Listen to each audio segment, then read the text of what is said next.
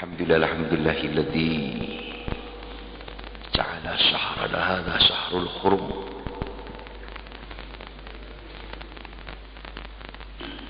syahrul ladzi rafa'al insan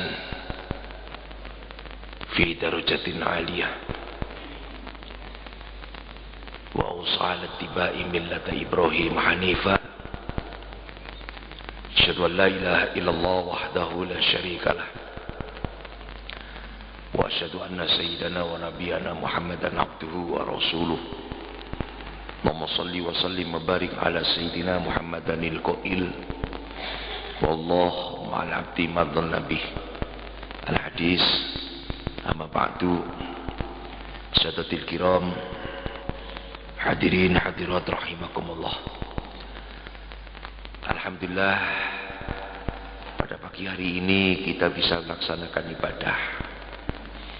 Mudah-mudahan ibadah kita lakukan ini didorong oleh faktor kesadaran dan ketulusan serta keikhlasan. Sebab banyak orang yang melaksanakan ibadah yang tidak pas. Ibadah hanya melaksanakan tugas syariat,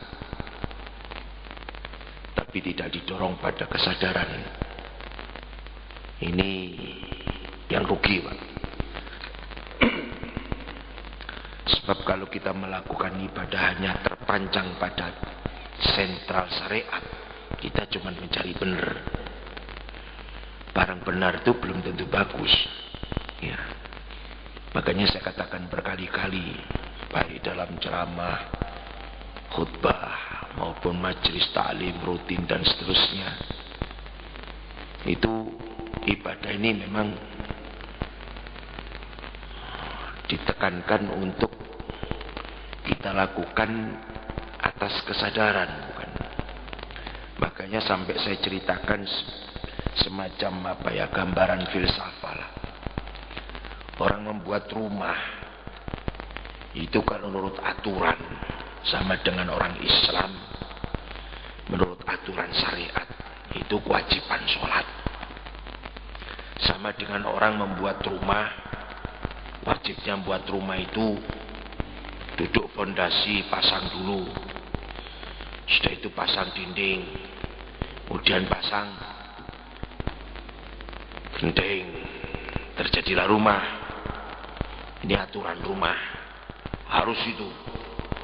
Kalau rumah tidak bisa melaksanakan tiga ini namanya bukan rumah.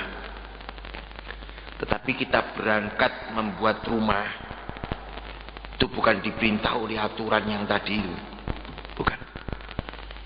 Tetapi berangkat untuk mau membuat rumah itu karena didorong oleh rasa kepentingan diri, bahwa saya butuh tempat untuk berlindung, biar kalau panas tidak kepanasan, hujan tidak kehujanan, kalaupun angin biar tidak keanginan, tidur aman, bisa ditutup, bisa dikunci, tenanglah rumah tangga saya.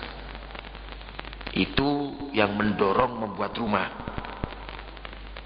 Sama, yang mendorong kita beribadah kepada Allah itu adanya rasa kepentingan hidup ini ingin bernaung di zat yang maha kuasa. Tapi ini hidup ini penuh tantangan, Pak. Siapa orang tidak punya problem? Problem itu ada yang bisa diatasi oleh manusia itu sendiri dengan SDM-nya. Ada yang manusia tidak bisa ngatasi, memang itu bukan haknya. Nah, kalau sudah nggak bisa ngatasi, kita berarti kan nggak mampu. Nah, kalau nggak mampu, apa yang dilakukan? Cari pertolongan. Nah, mencari pertolongan kemana? Ke kekuatan di luar kekuatan otak manusia. Karena manusia udah nggak bisa ngatasi. Ke siapa? Allah, zat yang maha kuasa. Perasaan inilah yang mendorong kita untuk mendekatkan diri kepada Allah. Bagaimana cara syariat ngatur? Jadi berangkatnya kita mendekat kepada Allah, jangan ditengok dari sisi syariatnya. Syariat itu teknik untuk menolong manusia bagaimana cara melakukan pendekatan kepada Allah. Di sana diatur. Ya, Ya mudah-mudahanlah yang kita lakukan ini didasari oleh faktor kesadaran. Tadarruan wa khifatan. Di ayat mengatakan demikian. Ayat yang lain tataca fajunubum alin madiyatuna rabbam khaufa wa tama'a. Ada yang khaufa wa tama'a, tadarruan wa khifatan. Ini di dalam kita mendekatkan diri kepada Allah. Ya. Sama dengan kita ngaji. Ngaji pagi hari ini bukan semata-mata cari ilmu, tapi nyepui iman. Karena itu ceramah lain dengan memberikan kuliah, mengajar lain.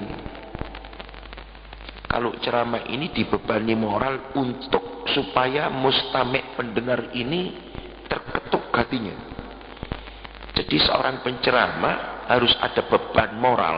Bagaimana cara orang yang mendengarkan itu bisa berubah dengan kesadaran diri. Karena itu butuh teknik, butuh etik, butuh cara, metodik, didaktik di dalam kita berceramah. Itu mesti harus kita kuasai. Kalau tidak begitu, ya sama dengan khutbah Jumat. Khutbah Jumat ini kenapa sih kita diwajibkan ya? Wajib mendengarkan khutbah Jumat.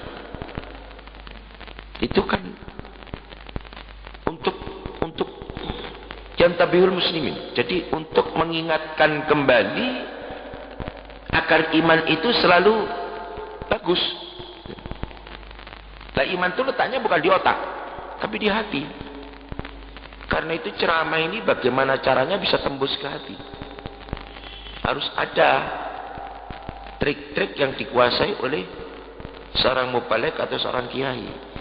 Nah sekarang Jumatan yang kita lihat praktek di masyarakat umum. Masuk masjid, duduk, ya, sholat tahiyatul masjid, niat iktikaf, sambil mendengarkan khutbah itu setengah-setengah ngantuk. Ilustrasi pikirannya melamun kemana-mana, ya, tidak konsen. Nah, masyarakat yang kayak begini ini sebenarnya sih nggak bener, ya. Tapi kenyataan yang ada seperti itu. Kita nggak bisa mengungkiri kondisi yang ada. Nah sekarang kalau sudah umat kayak begitu, bagaimana sang penceramah atau sang khotib ini bisa menguasai audien mustami' yang dalam kondisi seperti itu? Ya apa caranya aja sampai ngantuk? Ya apa caranya supaya dia perhatian? Ya apa caranya biar dia mengerti? Ya apa caranya supaya dia itu betul-betul sadar? Maka sang khotib tidak sekedar ngomong, harus ada trik-trik yang mungkin suara harus dikeraskan agak sedikit keras, atau mungkin dengan sistem kita pancing supaya ada perhatian dengan adanya historis yang kita ceritakan di situ sehingga memancing dia jadi perhatian. Dari perhatian itu kesempatan kita memasukkan akidah. Jadi, nah sekarang yang kita lihat di masyarakat umum, apalagi di masjid-masjid di pedesaan, ya sudah sang khotib sekedar berdiri, alhamdulillah, dengan santainya. Mustami'in ngantuk abik. Ya kadang-kadang ono sing keturun. Ini yang nggak mit nih apa sebenarnya? Ya sebenarnya dalam suasana detik saat itu kan audien diserahkan kepada sang khotib. Ya khotibnya harus bisa menguasai dong. Ya. Saya pernah, bukan sekali, bahkan kalau nggak salah 3 kali, khutbah hari raya di masjid besar Samarinda. Besar masjid. Saya salutnya, takmirnya yang bersangkutan ini semuanya hafid. Betul-betul ahlus sunnah tus.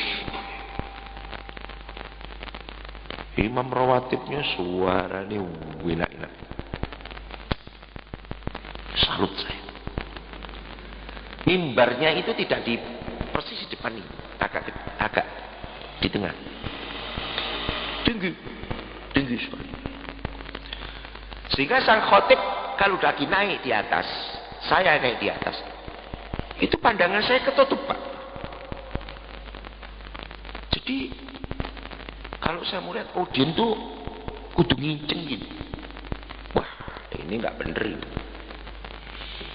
Akhirnya saya turun 3 trap, mic saya ambil, saya turun 3 trap, saya diingatkan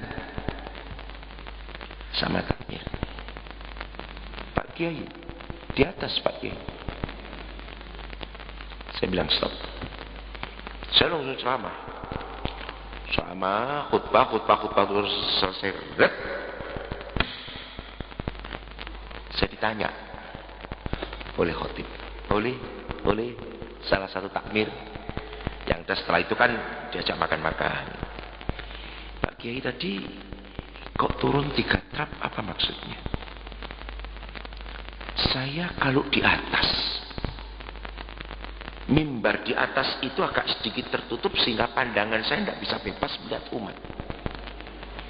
Ini mengganggu konsentrasi pikiran saya. Sebab saya selama ceramah pun khutbah di mana saja tidak pernah bawa tag. Saya kalau bawa tag malah justru pembicaraan saya tidak sistematis. Ya pembawaan orang masing-masing. Dari rasa terganggu ini, khutbah saya menjadi tidak mit. Saya harus turun. Ternyata setelah saya turun, apa yang terjadi? Semua perhatian. Karena saya memang betul-betul ceramah, ya, bukan sekedar khutbah diatur oleh aturan yang harus meneng suaranya enggak. Sehingga semuanya perhatian. Yang biasanya khutbah belum selesai umatnya habis. Waktu saya sampai selesai boleh dikata tidak ada yang buyar, utuh. Karena kita kuasai, Pak. Mic kita kuasai, suara kita kuasai, audien kita kuasai, pandangan kita kuasai. Oh, baru mereka sadar. Oh, begitu. Ya, sekarang bukti. Yang saya sampaikan ini benar apa tidak dibuktikan dengan kenyataan tadi. Bagaimana umat? Tenang apa gelisah? Padahal ceramah saya cukup panjang. Mestinya 20 menit, maksimal 30. Saya 45 menit lebih. Tapi audien tenang. Ya. Dan banyak orang yang, wah bagus. Nah, ini contoh. Maka karena itu, mudah-mudahan yang kita lakukan ini betul-betul didasari oleh faktor kesadaran di dalam kita pelaksanaan ibadah. Ini yang pertama. Yang kedua, saya akan mau melanjutkan pembicaraan saya tentang mengantisipasi bagaimana doa itu biar mustajabah didasari oleh keyakinan yang kuat pada nilai-nilai positif. Jangan sekali-kali muncul nilai negatif. Kalaupun muncul nilai negatif, buang jauh-jauh. Husnudzon, optimisme, yakin. Ya. Sampai kepada keadaan sudah 95% negatif, katakan positif. Sebab wallahu ma'ati madan Nabi, Allah itu akan bersamaan dengan apa yang ada dalam batinmu. Allah itu sangat sensitif, peka sekali.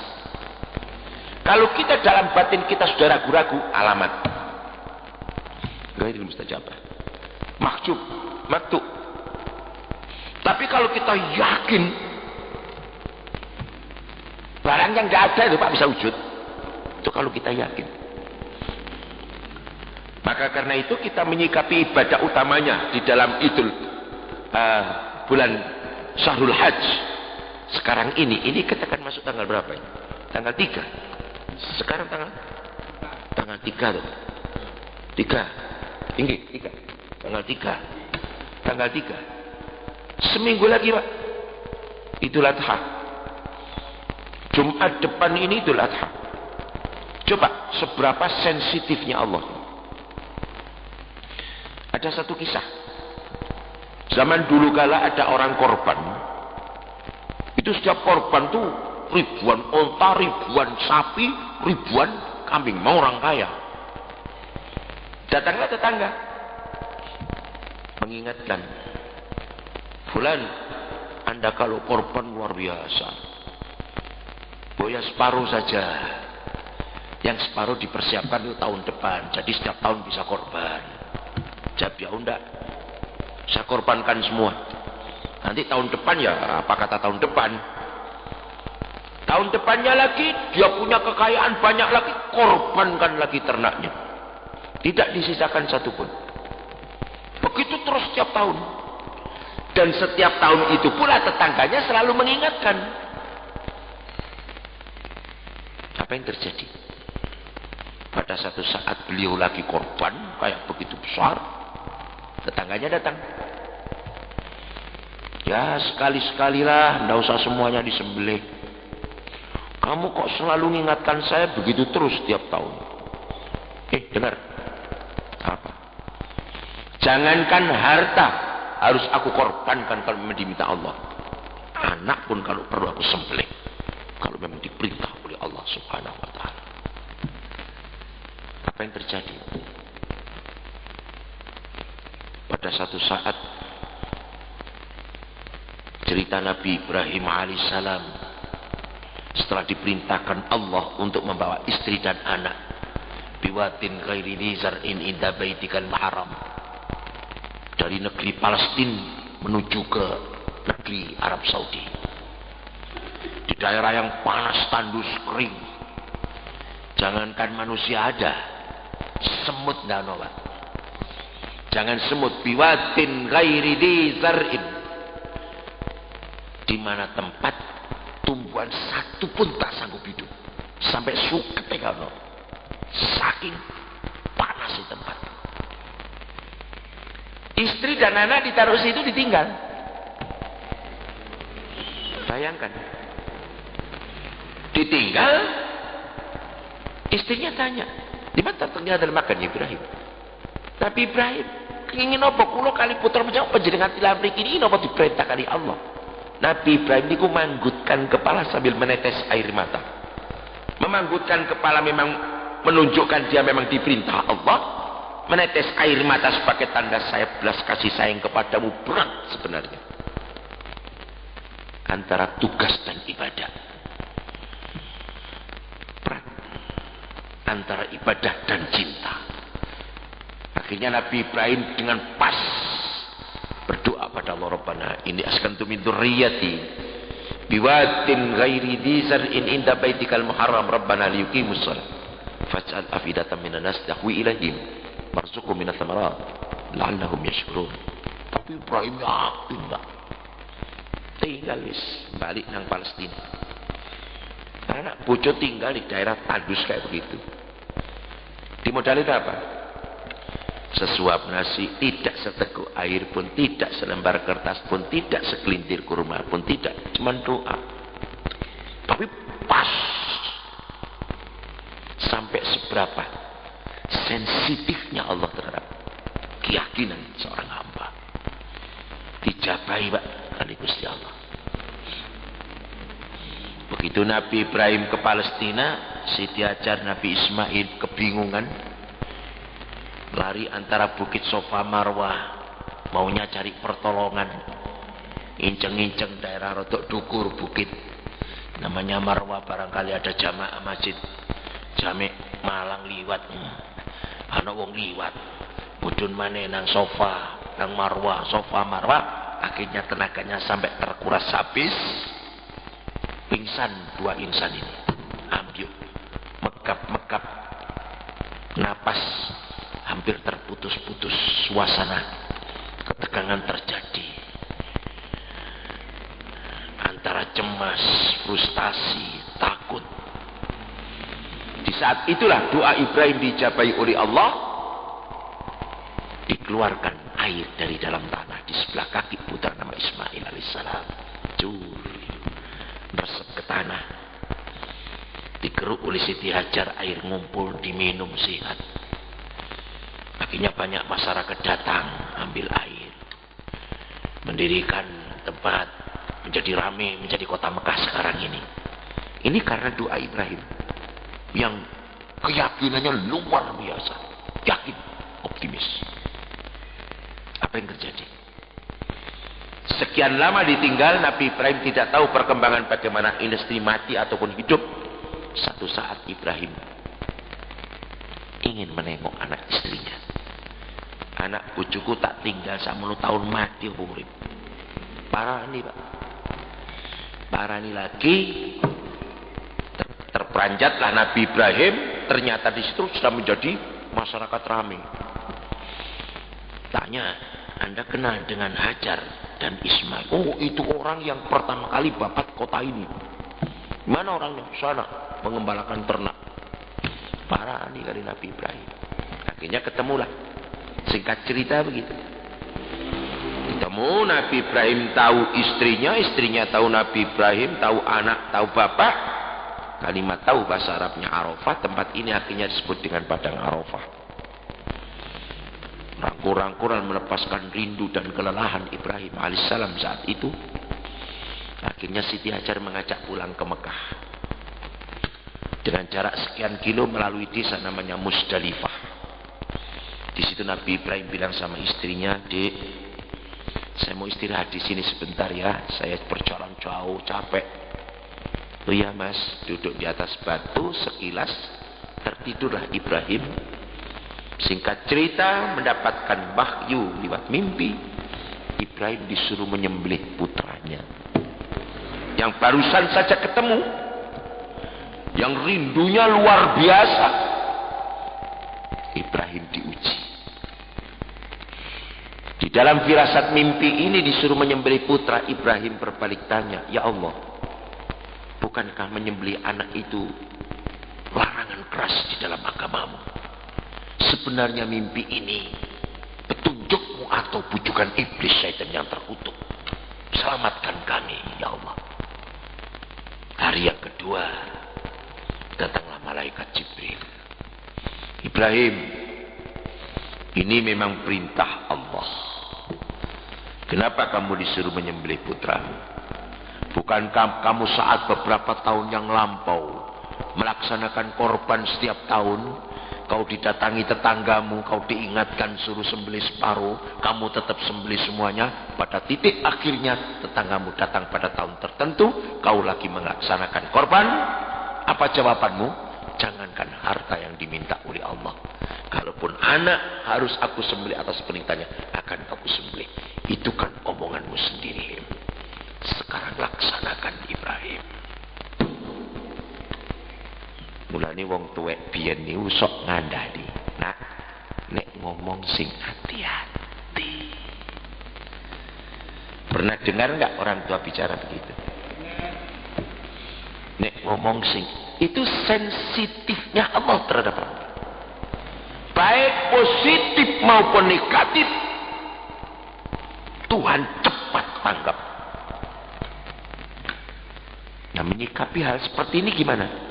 Itu bagian daripada Rahman Rahimnya Allah. Maka kita kalau berkepentingan dengan Allah, supaya Allah tersentuh sensitifnya ini, yakini dengan kuat. Beres, berhasil, insya Allah. Tunggu waktu, saya tunggu ya Allah. Sudah jelas gagal, enggak, berhasil. Selamat. Ada seorang ulama, kiai, tidak usah saya sebut namanya. Beliau kena sakit leukemia, kanker darah. Yang dokter mengatakan paling lama 2 hari lagi meninggal. Dokter Singapura, paling lama 2 hari lagi meninggal. Kiai bilang apa? Oh enggak, saya masih hidup. Ya Allah, panjangkan usia saya yakin. Jangan saya mati dulu sebelum pondok saya dan masjid saya selesai. Kalau itu sudah selesai, saya sudah tidak punya beban ya Allah. Monggo. Yakin itu kiai. Hidup sampai 5 tahun lagi, Pak. Begitu pondok bangunan selesai, masjid selesai, langsung meninggal. Dokter geleng kepala. Itu kekuatan Allah. Nah, menyikapi sensitifnya Allah seperti ini di dalam suasana Idul Kurban. Ada jamaah yang tanya, Yai, apa? Yang sing suki saged korban, Yai. Wedhus, sapi. Lah koyo kula ngeten iki, Yai. Buru-buru korban, Yai. Ajenge mangan nempur mau nutang, Yai. Kene enten rezeki baru nyaur. Jane kula nggih kepengin korban. Ya napa carane? Nih, tak ceritani. Ya napa, Yai? Di daerah Bangil itu ada orang muslim melarat. Beliau dari suku Madura. Kerjanya nguyang. Nguyang itu bawa sepeda, bawa rombong belakang, cari padi ke kampung. Wong dodol napa gabah, sak pintal dituku, rong pintal dituku, sak ton dituku. Jadi dia nggak punya duit, larinya kemana? Ke Jeragan Slab. Loh, saya kok bisa cerita? Ya, saya dulu pernah jadi Jeragan Slab. Karena saya dulu buka pabrik padi Tanggul Mas, Tanggulangin, sampai gerilya slab 5 tempat dengan mesin mulen. Jadi bukan dealer yang saya pakai, mulen. Dah, wis. Apa yang terjadi? Si bakul ini namanya Pak Nur, orang Madura. Dia punya uang cerik. Masuk ke daerah Pekoren, Sidoaya, daerah sekitar Bangil situ. Ya, Kalanganyar dan seterusnya, muter-muter di situ, cari kata. Pada satu saat mampir di Langgar. Di Langgar itu ada orang menyembelih sapi korban. Saya dipilih dilala sapi. Si Pak Nur niki sendepel di ngene cagak Langgar sambil nyedek wong dodol es. Di situ ada orang dodol es. Katanya tuku es. Jatuh mikir, ya Allah, kula niki kok dadi tiyang sugih Gusti, kula nggih seneng Gusti. Kurban sapi ngoten niku.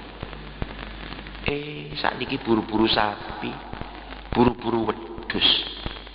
Badhe damel sarapan mon mboten duwe dhuwit Gusti niki ajeng kula tumasaken es. Seketika detik itu, karena beliau itu bicara seperti itu, hidayah masuk. Plek. Masuknya apa? Uang sing kate ditukono es. Iki diniati korban. Ditekek dikene bolongan di kentongan di Langgar. Kentongan iku teko. Pring. Dipecah jerone bolong. Iku biasae nek wong desa-desa biyen nek kepingin amat ya dilepokno ndek kono. Lho.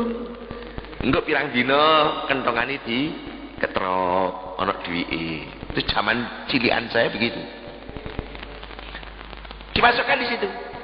Ya Allah Gusti, kula niat korban sapi krana kula mboten duwe dhuwit. Nggih dhuwit niki kula niati korban sapi Gusti. Umpamane niku kula mboten dhuwit. Mboten duwe dhuwit. Bismillahirrahmanirrahim. Kula korban sapi nggih Gusti nggih. Rotak. Wis, gak sida tuku es. Boleh. Dicangkingi panitia korban daging, dikai daging kawak mulai. Alhamdulillah amal duit sering oleh daging mulai. Tapi ikhlas betul itu ngelbokno ning klinting itu ikhlas betul. Apa yang terjadi Pak? Singkat cerita, sebab ini wis awan. Ini diterusno. Ngantuk di sini. Apa yang terjadi Pak? Jenenge Pak Nur niki langsung membumbung. menjadi orang paling kaya sak Bangil. Sing jenenge ben taun korban sapi gak setitik. Sapi ini banyak Pak. Dekek titip-titip nolong desa-desa. Us dilala kersane ngalah. Mana. Sampai heran. Jadi setiap tahun di rumahnya tuh yang pasti sapi 3 pasti. Terus dikekno masjid kono sapi siji. Pagi. Setiap tahun. Sampai sekarang orangnya pun sudah meninggal, masih tetap jalan. Karena wasiat. Selagi saya duwe sapi ojo pisan-pisan gak tahu korban sapi. Santai sapi. Sapi ini gak tambah dadi terus. Padahal mati sudah berapa tahun. Begitulah sensitifnya Allah. Makanya ada jamaah yai kula nu ajengi korban mboten kada duit. Niaton wae. Bismillah. Niaton. Sing ikhlas. Ambatat sab'asana bila fi kulli sumbulatin mi'atu habbah. Lansak itu. Bukti ini. Bukti yang terakhir sekali. Itu justru anak saya sendiri. Di Bandung, dia lagi menyelesaikan program S3 di ITB. Lagi, ya namanya manusia kadang-kadang gak pegang duit. Tetangganya datang, anak saya namanya Bu Lisa. Bu Lisa, apa Bu? Ini kita patungan korban Bu Lisa, sapi 7 orang. Sudah dapat 6 orang, tinggal 1. Bu Lisa ikut ya? Ya. Langsung gak pakai mikir. Ya. Padahal dia ya sudah korban, tidak cuma sekali. Kedua, dia lagi gak pegang duit. Gak pakai pikir wis. Ya. Kapan bayarnya Bu? Saya aturnya, soalnya saya belum pegang duit. Ya nanti bisa diatur Bu Lisa. Wong hari raya masih beberapa hari lagi, masih ada kesempatan. Pokoknya Bu Lisa ikut, jadi kami tidak cari orang lagi. Iya. Ya sudah, pergi. Anak saya berangkat ke kampus, pulang. Sampai di rumah, dapat telepon. Dapat order, karena dia ada pekerjaan yang selalu mendapatkan order. Order datang.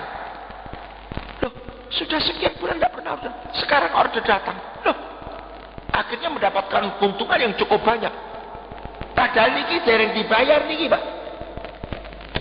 Korban ikut andil bagian 1 dari sapi ini belum dibayar. Rezeki wis teko. Segitunya sensitifnya Allah. Ini kenapa saya ceritakan, untuk mendidik batin kita itu agar selalu optimis, husnuzon, yakin, sebab Allah itu sensitif sekali. Sebaliknya hal yang negatif, jangan, sensitif sekali Allah itu. Yang positif saja, yakin. Wah, yuk gak mungkin. Apa gak mungkin? Dunia ini semuanya mungkin. Mustahil, kalau barang mustahil. Apa semua? Oh, Gusti Allah. Allah semua bisa. Apa yang tidak bisa? Bisa. Beres. Pasti beres. Tinggal timingnya kapan? Tinggal tunggu. Ya kadang-kadang kita memang memaksa diri sih. Anten-ten kok gak wujud-wujud sih. Aku sembahyang bengi wis 3 tahun. Lah kon sik 3 tahun, Nabi Adam 100 tahun dari. Lah iya. Lah cedek sampai hidup ini tidak dikasih, akhirat pasti dikasih. Dan ada rugi. Ya ini saja dululah. Mudah-mudahan apa yang kita kaji pada pagi hari ini sedikit mengetuk hati. Untuk kesempurnaan kita agar kita husnudon dengan Allah Subhanahu wa ta'ala. Al-Fatihah. A'udzubillahi minasyaitonir rajim. Bismillahirrahmanirrahim. Alhamdulillahirabbil alamin. Ar-Rahmanir-Rahim. Maliki yaumiddin. Iyyaka na'budu wa iyyaka nasta'in. Shiratal mustaqim. Shiratal ladzina an'amta 'alaihim ghairil maghdubi 'alaihim waladdallin. Amin. Allahumma shalli wa sallim wa barik walhamdulillahirabbil alamin. Rabbana taqabbal minna innaka antas samiul 'alim wa tub 'alaina innaka antat tawwabur rahim. Rabbana ighfir lana dzunubana wa kaffir 'anna sayyi'atina wa tawaffana ma'al abrar. Rabbana tuhfina ila sajid. Rabbana wa la tuhammilna ma la taqata lana bihi ya Allah. Rabbana wa la tuhammilna ma la taqata. Rabbana wa la tuhammilna ma la taqata lana bihi ahlana wa dhurriyyatana auladana banatana wa jama'atana wa khususan la tuhammilna ya Allah ya Allah. Ma la taqata lana bihi ya Allah. Ma la ولا تحملنا ما لا طاقة لنا به يا الله واعف عنا واغفر لنا وارحمنا أنت مولانا وانصرنا لكم من كافرين استجب حاجتنا يا مجيب السائلين نحن عبدك وأنت ربك يا مجيب السائلين يسر لنا ولا تعسر لنا يا ميسر كل عسير يا الله ولا تعسر ولا تعسر ولا تعسر يا الله سلامة في الدين والدنيا والآخرة والبركة والمعونة والهداية والسلامة والصحة والدرجة وحسن الخاتمة وأهل الجنة خالدين فيها أبدا يا الله اغفر لنا ذنوبنا ولوالدينا والإخوان سبقونا بالإيمان يا الله واعف عنا واهدنا يا الله يا الله يا الله يا الله يا الله ربنا آتنا من لدنك رحمة برحمتك هيئ لنا من أمرنا رشدا ربنا آتنا في الدنيا حسنة وفي الآخرة حسنة وقنا عذاب النار سبحان ربك رب العزة عما يصفون وسلام على المرسلين والحمد لله رب العالمين الفاتحة أعوذ بالله من الشيطان صراط الذين أنعمت عليهم غير المغضوب عليهم ولا الضالين بالله التوفيق والهداية والرضا والعناية والسلام عليكم ورحمة الله وبركاته.